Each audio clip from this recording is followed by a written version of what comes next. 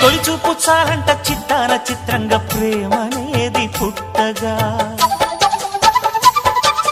తొలి చూపు చాలంట చిత్తాన చిత్రంగా ప్రేమనేది పుట్టగా, 10 మంది అంటుంటే విన్నాను ఇన్నాళ్ళు నమ్మలేదు బొత్తిగా.